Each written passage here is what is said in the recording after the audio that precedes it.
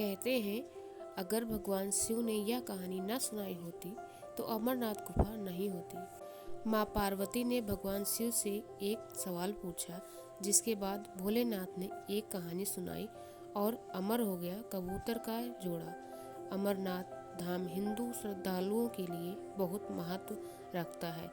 जम्मू कश्मीर की वादियों में स्थित अमरनाथ धाम जाने के लिए भगवान शिव के भक्त साल भर भी इंतजार करते हैं। चार धाम की तरह भक्तगण इस पूजनीय यात्रा के जीवन में एक बार जाने की इच्छा अवश्य रखते हैं। अमरनाथ यात्रा के बारे में कहा जाता है, यहाँ भोलेनाथ की मर्जी के बिना भक्त नहीं पहुँच सकते। जिसे भगवान शिव बुलाना चाहते हैं वही उनका दर्शन कर पाते हैं। अमरनाथ यात्रा हर साल जून जुलाई के महीने में शुरू होती है।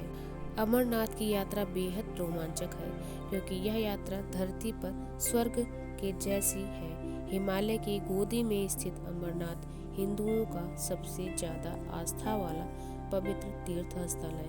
अमरनाथ की खासियत पवित्र गुफाओं में बर्फ से शिवलिंग का बनना है। प्राकृतिक हिम से बनने के कारण ही इसे हिमानी शिवलिंग या बर्फानी बाबा भी कहा जाता है।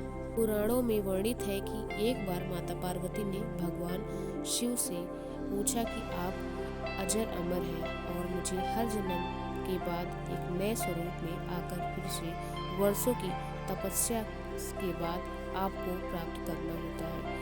मेरी इतनी कठोर परीक्षा क्यों? और आपके कंठ में पड़ी यह नरमुंड माला तथा आपके अमर होने का रहस्य क्या है? भगवान शिव ने माता पार्वती से एकांत और गुप्त स्थान पर अमर कथा सुनने को कहा, जिससे कि अमर कथा कोई अन्य जीव न सुन पाए, क्योंकि जो भी इस अमर कथा को सुन लेता वह अमर हो जाता। पुराणों के मुताबिक शिव ने पार्वती को इसी परम पावन अमरनाथ की गुफा में अपनी साधना की अमर कथा सुनाई थी, जिसे हम अमृत कहते हैं भगवान भोलेनाथ ने अपनी सवारी नंदी को पहलगाम पर छोड़ दिया। जटाओं से चंद्रमा को चंदनवाड़ी में अलग कर दिया और गंगा जी को पंचतरणी में तथा कंठभूषण सर्पों को शेषनाग पर छोड़ दिया। इस प्रकार इस पड़ाव का नाम शेषनाग पड़ा। अगला पड़ाव गणेश पड़ता है। इस स्थान पर बाबा ने अपने पुत्र गणेश को भी छोड़ दिया था, जिसको महागुड़ा का पर्वत भी कहा जाता है। पिस्सू घाटी में पिस्सू नामक कीड़े को भी त्याग दिया था। पंचतत्वों को भी अपने से अलग कर दिया। इसके बाद माँ पार्वती साथ उन्होंने गुप्त गुफाओं में प्रवेश कर दिया और अमर कथा माँ पार्वती को सुनाना शुरू किया। कथा सुनते सुनते देवी पार्वती को नींद आ गई और वह सो गई, जिसका शिव जी को पता नहीं चला। भगवान शिव अमर होने की कथा सुनाते रहे। उस समय दो सफेद कबूतर शिव जी से कथा सुन रहे थे और बीच बीच में गू गू की आवाज निकाल रहे थे।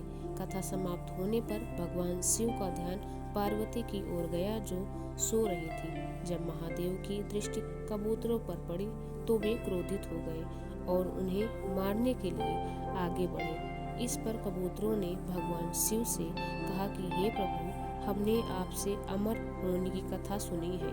यदि आप हमें मार देंगे तो अमर होने की कथा झूठी हो जाएगी। इस पर भगवान शिव ने कबूतरों को जीवित छोड़ दिया और उन्हें आशीर्वाद दिया कि तुम सदैव इस स्थान पर शिव पार्वती के प्रतीक चिन्ह के रूप में निवास करोगे।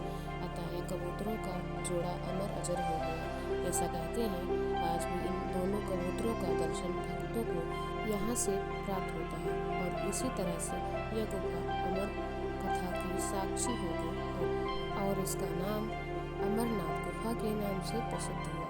ऐसे ही भगवान शिव कथा को सुनने के लिए हमारे चैनल को लाइक, शेयर और सब्सक्राइब अवश्य करें।